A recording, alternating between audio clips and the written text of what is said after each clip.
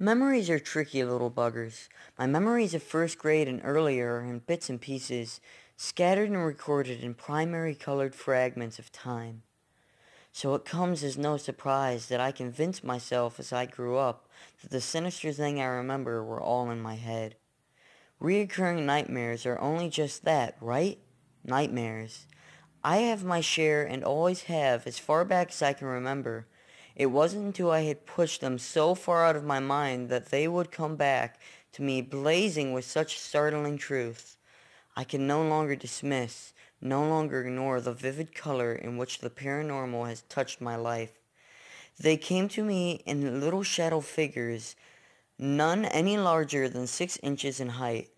They were two-dimensional and featureless creatures who resembled little men in pointed hats and pointed shoes. When they finally spoke, I was never able to make out what they said. Their voices were high-pitched and tiny. At first, they were only in my window at night and were silent. Gradually, they progressed, getting closer to my bed as I lie awake at night. I was never touched by them, but I would watch them swing in my solar system mobile as I lay frozen in fear. I am not sure how old I was at the time, but I only lived in the house until second grade. I had learned from previous experiences not to run to my mother's room, as she would only yell at me for over-imaginating things. The little shadow men were not menacing, but not understanding what they were or what they wanted unnerved me, and I began pulling the covers over my head, willingly them to despair. They would not visit me every night, and as time went on, and I grew up enough to convince myself they weren't real, I stopped seeing them at all. Approximately 20 years later, I was a single mother of two young children. My youngest child, my daughter, was in preschool at the time. She was born with heart problems, so I've always checked on her several times throughout the night. During a midnight check-in, I expected to find her sleeping. Instead, I found her sitting up in bed, giggling and staring out the window. "What you doing, princess?" I asked. "I'm watching the little men, Mommy," she said sleepily.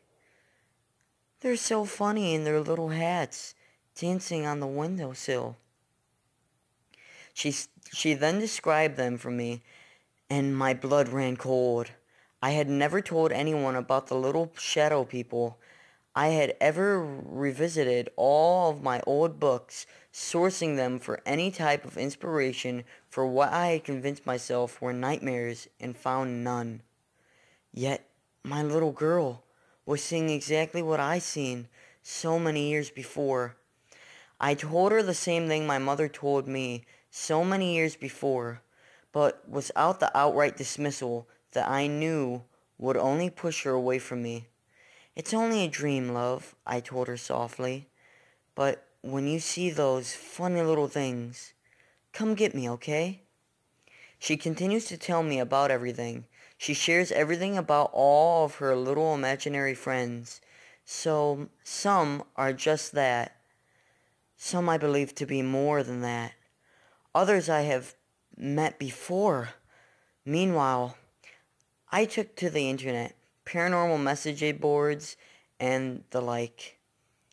Someone, somewhere, must know what is happening to my family, I foolishly thought. For months I was obsessed. All I found for all my trouble were ominous warnings that shadows are almost always malevolent.